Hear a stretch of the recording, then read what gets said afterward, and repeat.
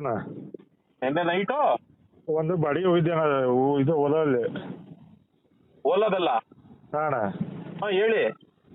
ನಿನ್ನ ಏನತ್ರ ಡ್ರಾಪ್ ಮಾಡಿದ ತಕ್ಷಣ ಎಲ್ಲ ಬೋರ್ಡ್ ಬಂದು ಮುಂದ್ಗಡೆ ಬಂದು ಸೈಡ್ ಹಾಕಿ ಬಂದು ಹಂಗೆ ಹೊಡೆದು ಬಿಟ್ಟಣ್ಣ. ನೀವು ನಮ್ಮ ಸಂಘಟನೆ ಗ್ರೂಪ್ ಅಲ್ಲಿ ಇದ್ದೀರಾ?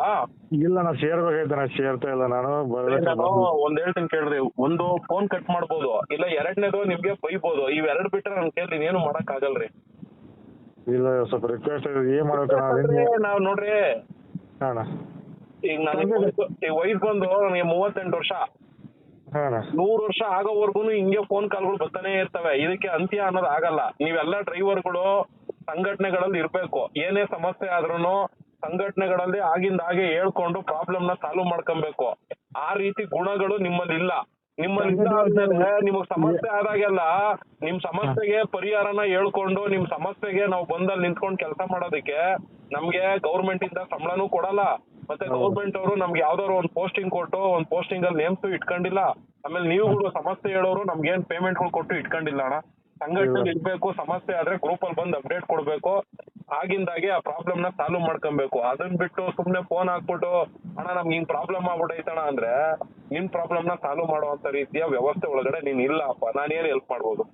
ಸಂಘಟನೆ ಮಾಡೋದು ಈಗ ಇವತ್ತು ಸಂಘಟನೆ ಬಂದಾಗ ವೆಂಕಟರಮಣ ಅಂತ ಬರೋ ನಿಮ್ಮಂತವ್ರು ನನ್ಗೆ ಅವಶ್ಯಕತೆ ಇಲ್ಲ ಬ್ರದರ್. ಸಂಘಟನೆಯಲ್ಲಿ ಇರ್ಬೇಕು ಅನ್ನೋದು ಅದು ನಿಮ್ಮ ಹಕ್ಕು ಆಗಿರ್ಬೇಕು. ಈಗ ಪ್ರಜಾಪ್ರಭುತ್ವ ಪ್ರಜೆ ಅಂದ್ರೆ ಅದಕ್ಕೇನು ಆಧಾರ್ ಕಾರ್ಡ್ ಇರ್ಬೇಕು, ಈ ರಾಜ್ಯದಲ್ಲಿ ನೆಲೆಸಿರ್ಬೇಕು ಅನ್ನೋ ತರ ಇರ್ತದಲ್ಲ, ಹಂಗೆ ನಾನೊಬ್ಬ ಡ್ರೈವರ್ ಅಂತ ಆದ್ಮೇಲೆ ನಾನೊಂದ್ ಸಂಘಟನೆಯಲ್ಲಿ ಇರ್ಬೇಕು, ಸಂಘಟನೆ ID ಕಾರ್ಡ್ ಇರ್ಬೇಕು ಅನ್ನೋದು ಅದು ನಿಮ್ಮ ಒಂದು ಹಕ್ಕಾಗಿರ್ಬೇಕು. ಹಂಗಿದ್ದಾಗ ಮಾತ್ರನೇ ನಿಮ್ ಸಮಸ್ಯೆಗಳಿಗೆ ಪರಿಹಾರ. ಅದನ್ ಬಿಟ್ಟು ನಂಗೆ ಸಂಕಟ ಬಂದ ವೆಂಕಟರಮಣ ಅಂದ್ಬಿಟ್ಟು ಹೇಳಿ ಸರ್ ಇವಾಗ ದೇವಸ್ಥಾನಕ್ಕೆ ಬರ್ತೀನಿ ಅಂದ್ರೆ ನಿಮ್ ಕಡೆ ಏನು ಅಂತ ಹೇಳಿ ನನ್ಗ್ ಸಾಕಾಗ್ಬಿಟ್ಟೈತ್ರಿ. ನಿಮ್ಮಂತವ್ರ ಹತ್ರ ಹೇಗೆ ಸಾಕಾಗ್ಬಿಟ್ಟೈತೆ. ಸಂಘಟನೆಲಿ ಇದ್ರೆ ಮಾತಾಡ್ರಿ, ಇಲ್ಲ ಅಂದ್ರೆ ಸುಮ್ ತಲೆ ಕೆಡ್ಕೊಂಬಿಡಿ. ನಿಮ್ಗೆ ಹೆಂಗ್ ತೋಚುತ್ತೋ ಹಂಗ್ ಮಾಡ್ಕೊ ಹೋಗ್ರಿ. ಪರಿಹಾರ ಕೊಡ ಹೆಂಗ್ ಮಾಡೋದೀಗ? ಪರಿಹಾರ ಕೊಡೋದಕ್ಕೆ ನಾನೇ ನಿಮ್ ಮನೆ ದೇವ್ರೇನ್ರಿ? ಇಲ್ಲ ಜ್ಯೋತಿಷ್ಯ ಹೇಳ್ತಾರಲ್ಲ ಯಾರೋ ಈ ಮಠ ಮಾನ್ಯಗಳಲ್ಲಿ ಇರ್ತಾರಲ್ಲ ಅವ್ರ ಇಲ್ಲ ಶಾಸ್ತ್ರ ಹೇಳೋಣ ನಾನು ಪರಿಹಾರ ಕೊಡಕ್ಕೆ? ಹೇಳಿ, ಅದೇನ್ ಹೇಳಿ ಕೇಳ್ತೀನಿ. ನಿನ್ನೆ 1:30 ಮಳೆ ಬರ್ತಾ ಇತ್ತು ಎಷ್ಟೋ ಸಲ ಒಳಗಡೆ ಹೋಗಿ ಡ್ರಾಪ್ ಮಾಡಿದಾನೆ ಕಸ್ಟಮರ್ಗೆ. ಮುಂದೆ ಎಲ್ಲೋ ಹೊಡೆದ ಯೂಟರ್ನ್ ಮಾಡ್ಕೊಂಡು ಸೈಡ್ ಬಂದು ಈ ಕಡೆ ಒಂದು ಗಾಡಿ ಸ್ವಲ್ಪ ಸೈಡ್ ತಗೊಂತಂದೆ ನಾ ಅವಂಗ. ಸೈಡ್ ತಗೊಂಡಿದ ತಕ್ಷಣ ಬಂದ್ ಹೊಡೆದ್ಬಿಟ್ರ ಬಂದ ನನಗೆ. ಆಯ್ತು. ಹೊಡೆನ ಫುಲ್ ಡ್ರಿಂಕ್ಸ್ ಮಾಡ್ಯಾನ.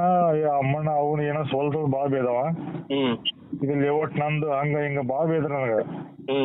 ಒಂದ್ 4 ಏಟ ಹೊಡೆದ ಬಂದ ಹಣಿಗೆ ಸ್ವಲ್ಪ ಕಣ್ಣಿನ ಮೇಲೆ ಪೆಟ್ಟಾಗೈತಿ. ನಾವೊಂದ್ ಏಟ ಅವಂಗ ಏನೋ ಒಂದು ತಪ್ಪಾಗೈತನ ಅಂತ ಹಿಂಗ ರಿಕ್ವೆಸ್ಟ್ ಮಾಡ್ಕೊಂಡೆ. ನಾ ಏನೋ ಮಾಡಿಲ್ಲ, ಸುಮ್ಮನೆ ನಿಂತಿದ್ದೀನಿ. ಈಗ ಆಯ್ತಣ್ಣ, ಹೊಡೆದ್ಬಿಟ್ಟವನೇ ನಿನ್ ಏಟ್ ಆಗೈತೆ. ಆಮೇಲೆ ಏನ್ ಮಾಡ್ದಣ್ಣ ನೀನು? ನಾ ಏನೋ ಮಾಡಿಲ್ಲ, ನಾ ಸುಮ್ಮನೆ ಬಂದ್ಬಿಟ್ಟು ಮತ್ತೆ ಮುಂದೆ ಬಂದ ಆಟ ಹಾಕಿದ ಗಾಡಿವ. ಸರಿ, ಅವ್ನ್ ಏನ್ ಅನ್ಬೇಕು ಎಲ್ಲ ನಿನ್ ಮೇಲೆ ದೌರ್ಜನ್ಯ ಮಾಡವ್ನೆ. ಈಗ ನೀನೇನ್ ಮಾಡ್ದೆ ಅವನಿಗೆ ಅವಾಗ? ನಾ ಏನೋ ಏನೋ ಮಾಡಿಲ್ರಿ ನಾನು. ಏನು ಮಾಡಿದ್ರೆ ಮನೆಗ್ ಬಂದ್ಬಿಟ್ಟ? ನಾ ಬಂದು ಈ ಕಡೆ ಹೊರಗಡೆ ಮಳೆ ಸಿಕ್ಕಾಬಿಟ್ಟು ಜೋರ್ ಇತ್ತು, ಬಂದ್ಬಿಟ್ಟು ನಾ ಹೊರಗಡೆ. ಮನೆಗ್ ಬಂದ್ಬಿಟ್ಟಿದ್ಯಾ? ಈಗ ಚೆನ್ನಾಗಿ ಒದೆ ಹೊಡೆದಿರೋದು ಇಲ್ಲ ನಿನ್ ಗಾಡಿ ಡ್ಯಾಮೇಜ್ ಆಗಿರೋದು ಏನೋ ಒಂದ್ ಮಾಡಿರ್ತಾನೆ. ಒಟ್ನಲ್ಲಿ ಅದನ್ನೆಲ್ಲ ಮಾಡಿಸ್ಕೊಂಡು ಮನೆಗ್ ಬಂದ್ಬಿಟ್ಟಿದ್ಯಾ? ಹೊರಗಡೆ ಬಂದ್ ಸುಮ್ಮನೆ ಅವ್ ಕುಡಿದಿಲ್ಲ, ಡ್ರಿಂಕ್ಸ್ ಮಾಡಿದ್ದಿಲ್ಲ. ಡ್ರಿಂಕಿಂಗ್ ಎಲ್ಲೋ ಬೋರ್ಡ್ ಗಾಡಿ. ಸರಿ ನೋಡಪ್ಪ, ಒಂದ್ ಹೇಳ್ತೀನಿ ಯಾಕೆ ಸಂಘಟನೆ ಇರ್ಬೇಕು ಅಂದ್ರೆ, ನೀನ್ ತರ ಇನ್ಸಿಡೆಂಟ್ ನಡೆದಿದ ತಕ್ಷಣ ಇಮಿಡಿಯೇಟ್ಲಿ ಗ್ರೂಪ್ ಅಲ್ಲಿ ಅಪ್ಡೇಟ್ ಕೊಟ್ಟಿದ್ರೆ ಅಲ್ಲಿ ನೀನ್ ಏನೇನ್ ಮಾಡ್ಕೊಬೇಕಾಗಿತ್ತು, ಹೆಂಗ್ ಮಾಡ್ಬೇಕಾಗಿತ್ತು ಅನ್ನೋದು ಎಲ್ಲಾ ರೀತಿ ಗೈಡ್ಲೈನ್ಸ್ ಗಳು ನಿಂಗೆ ಅಲ್ಲಿ ಸಿಕ್ಕಿರೋದು. ನೀನು ಅದೇನೋ ಅಂತಾರಲ್ಲ ರೈಲು ಹೋದ್ಮೇಲೆ ಟಿಕೆಟ್ ತಗೊಂಡೆ ಅಂದಂಗೆ ನಿನ್ನೆ ರಾತ್ರಿ ಘಟನೆ ನಡೆದಿರೋದು ಇವಾಗ ಬಂದು ನಮ್ಮ ಹತ್ರ ಹೇಳೋ ಬದಲು ಈಗ ನಾನು ಹೇಳೋ ತರ ಸಲಹೆ ಬೇಕು, ನಿಮ್ದು ಅಭಿಪ್ರಾಯ ಬೇಕು ಅಂದ್ರೆ ಈಗ ನಾನು ಹೇಳೋ ತರ ಮಾಡಕ್ ನೀನ್ ರೆಡಿ ಇದೆಯಾ?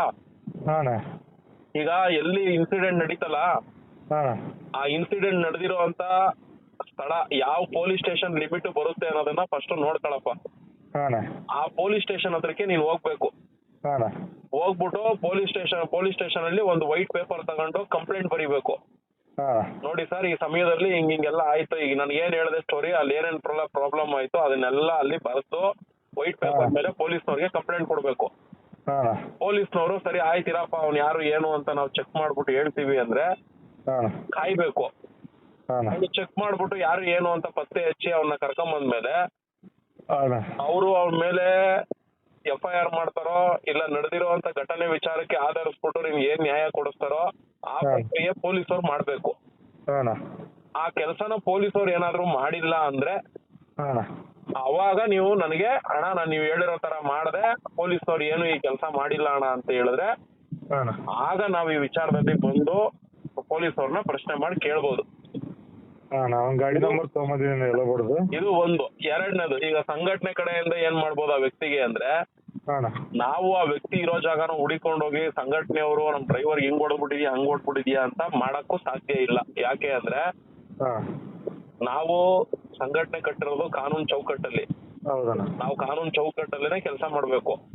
ಆ ರೀತಿ ಅವ್ನಿರೋ ಜಾಗಕ್ಕೆಲ್ಲ ಹುಡಿಕೊಂಡೋಗಿ ಅವೆಲ್ಲ ಮಾಡಕ್ ಹೋದ್ರೆ ಕಾನೂನು ನಮ್ಮನ್ ಪ್ರಶ್ನೆ ಮಾಡ್ತದೆ. ನಿಮ್ದೇನೇ ಸಮಸ್ಯೆ ಇದ್ರು ನಮ್ಮ ಹತ್ರ ಬರ್ಬೇಕಾಗಿದ್ರಪ್ಪ, ಸಂಘಟನೆ ಕಟ್ಬಿಟ್ಟಿದೀವಿ ಅಂದ್ಬಿಟ್ಟು ಅವ್ನ ಮನೆ ಹತ್ರಕ್ಕೆ ಹೆಂಗ್ ಹುಡಿಕೊಂಡು ಹೋದ್ರಿ, ನೀವೆಲ್ಲ ಏನ್ ಸಂಘಟನೆ ಕಟ್ಕೊಂಡು ರೌಡಿಸಮ್ ಮಾಡ್ತಾ ಇದೀರಾ ಅಂತ ಹೇಳಿ ಇದೇ ಪೊಲೀಸ್ ಇಲಾಖೆ ನಮ್ಮನ್ನೇ ಪ್ರಶ್ನೆ ಮಾಡುತ್ತೆ. ಹಂಗಾಗಿ ಕಾನೂನು ಚೌಕಟ್ಟಲ್ಲಿ ನಾವ್ ಹೆಂಗ್ ಹೋಗ್ಬೇಕು ಹಂಗೆ ಹೋಗ್ಬೇಕು. ಇವಾಗ ನೀನು ಫಸ್ಟ್ ಹೋಗಿ ಪೊಲೀಸ್ ಸ್ಟೇಷನ್ ಅಲ್ಲಿ ಕಂಪ್ಲೇಂಟ್ ಕೊಟ್ಟು ಆ ಕಂಪ್ಲೇಂಟ್ ಗೆ NCR ಮಾಡಿಸಿ ನೀನ್ ಹೋಗಿ ಮೆಡಿಕಲ್ ಮಾಡಿಸ್ಬೇಕು. ನೀನ್ ಎಲ್ಲೆಲ್ಲೆಲ್ಲ ಏಟ್ ಬಿದ್ದಿರುತ್ತಲ್ಲ ಅವರೇ ಹೇಳ್ತಾರೆ ಹೋಗಿ ಮೆಡಿಕಲ್ ಮಾಡಿಸ್ಕೊಂಡ್ ಬಾರಪ್ಪ ಅಂತ. ವಿಕ್ಟೋರಿಯಾ ಆಸ್ಪತ್ರೆನೋ ಇಲ್ಲ ಅಂದ್ರೆ ಎಲ್ಲಿ ನೋಡಿ ಅಲ್ಲಿ ಅವ್ರು ಹೇಳೋ ಅಂತ ಯಾವ ಆಸ್ಪತ್ರೆ ಹೇಳ್ತಾರೆ ಅಲ್ಲಿ ಹೋಗ್ಬಿಟ್ಟು ಮೆಡಿಕಲ್ ಮಾಡಿಸಿ ರಿಪೋರ್ಟ್ ನೆಲ್ಲ ಕಂಪ್ಲೇಂಟ್ ಕಾಪಿ ಜೊತೆಗೆ ಸೇರ್ಸ್ಬಿಟ್ಟು ಕೊಡ್ಬೇಕು. ಅವರು ನಿನ್ಗೊಂದು NCR ಮಾಡ್ಕೊಡ್ತಾರೆ. NCR ಮಾಡದ್ಮೇಲೆ ಅವನು ಎಲ್ಲಿ ಹೊಡೆದಿದ್ದ ಏನು ಅಂತ ಹೇಳಿ ಅವರು ಅಲ್ಲಿ CCTV ಫುಟೇಜ್ ಎಲ್ಲ ತೆಗೆದು ಅವ್ನು ಯಾರು ಏನು ಅವ್ನ ಗಾಡಿ ನಂಬರ್ ಏನು ಅಂತ ಎಲ್ಲ ಹೇಳಿ ಎನ್ಕ್ವೈರಿ ಮಾಡ್ತಾರೆ. ಮಾಡಿ ಅವನ್ನ ಕರೆಸಿ ಇಲ್ಲ ಒಂದು ಅವನ ಮೇಲೆ FIR ಮಾಡ್ಬೋದು, ಇಲ್ಲ ನಿನ್ಗೆ ಆಗಿರುವಂತ ನಷ್ಟಕ್ಕೆ ಅವ್ರ ಏನಾದ್ರು ಅನುಕೂಲ ಮಾಡ್ಕೊಟ್ಟು ನ್ಯಾಯ ಕೊಡಿಸ್ಕೊಡ್ಬೋದು. ಈ ಎರಡೂ ಕೆಲಸನು ಪೊಲೀಸರು ಮಾಡೋವಂಥದ್ದು ಅವ್ರಿಗೆ ಅಧಿಕಾರ ಇದೆ. ಎರಡೂ ಕೆಲಸನು ಮಾಡಿಲ್ಲ ಅಂದ್ರೆ ಅಲ್ಲಿಗೆ ಅರ್ಥ ಮಾಡ್ಕೋಬೇಕು, ನಮ್ಗೆ ನಾವೇ ರಕ್ಷಣೆ ಆಗಿ ಬದುಕ್ಬೇಕು ಅಂದ್ರೆ ನಾವು ಹಿಂಗ್ ಯಾವ್ದಾದ್ರು ಒಂದು ಸಂಘ ಸಂಸ್ಥೆಗಳಲ್ಲಿ ಇರ್ಬೇಕು. ಹಿಂಗ್ ತೊಂದರೆ ಇದ್ದಾಗ ಅವ್ರ ಗೈಡ್ಲೈನ್ಸ್ ತಗೊಂಡು ನಾವ್ ಹಿಂಗ್ ಮುಂದುವರಿಬೇಕು. ಆಗ ಸಂಘ ಸಂಸ್ಥೆಯವರು ನಮಗ್ ಬೆಂಬಲವಾಗಿ ನಿಂತಿರ್ತಾರೆ. ಆಗ ಪೊಲೀಸರು ಬಂದು ಅವರೇ ಪ್ರಶ್ನೆ ಮಾಡಿ ಕೇಳ್ತಾರೆ, ಇದನ್ನ ಕಂಪ್ಲೇಂಟ್ ಮಾಡಿ FIR ಮಾಡಿ ಅಂತ ಹೇಳಿ ಅವರೇ ಒತ್ತಡ ತರ್ತಾರೆ ಅನ್ನೋದನ್ನ ನೀವ್ ಅರ್ಥ ಮಾಡ್ಕೊಬೇಕು. ಇಲ್ಲಿ ಕಾನೂನಿದೆ, ಕಾನೂನಲ್ಲಿ ಒಬ್ಬ ವ್ಯಕ್ತಿನ ರಕ್ಷಣೆ ಮಾಡೋದಕ್ಕೆ ವ್ಯವಸ್ಥೆನ ರೂಪಿಸ್ಕೊಟ್ಟಿದೆ. ಆದ್ರೆ ವ್ಯವಸ್ಥೆ ಹದಗೆಟ್ಟೋಗಿದೆ. ಆ ರೀತಿ ಎಲ್ಲ ರಕ್ಷಣೆ ಕೊಡುವಂತ ರೀತಿಲಿ ಇದಿಲ್ಲ. ಇಲ್ಲಿ ಏನೇ ರಕ್ಷಣೆ ತಗೊಳ್ಬೇಕು ಅಂದ್ರೆ ನಮ್ ಜಾಗರೂಕತೆಯಿಂದ ನಾನ್ ಬದುಕ್ತಿರುವಂತ ಬೌಂಡ್ರಿ ಒಳಗಡೆ ನಾನ್ ಹೆಂಗಿರ್ಬೇಕು ಅನ್ನೋದು ಅದು ನಿಮ್ಮಲ್ಲಿದ್ದಾಗ ಮಾತ್ರನೇ ನಿಮ್ಗೆ ರಕ್ಷಣೆ ಸಿಗೋದಕ್ ಸಾಧ್ಯ. ಅರ್ಥ ಆಯ್ತಾ ನೀಟಾಗಿ ಹೇಳಿದ್ದು? ಇವಾಗ ಹೋಗಿ ಪೊಲೀಸ್ ಸ್ಟೇಷನ್ ಕಂಪ್ಲೇಂಟ್ ಕೊಟ್ಟು ಪೊಲೀಸರು NCR ಆದ್ಮೇಲೆ ನಮ್ಗೆ ನೀವು ಫೋನ್ ಮಾಡಿ. ಓಕೆನಾ? ಹೋಗಿ. ಓಕೆ.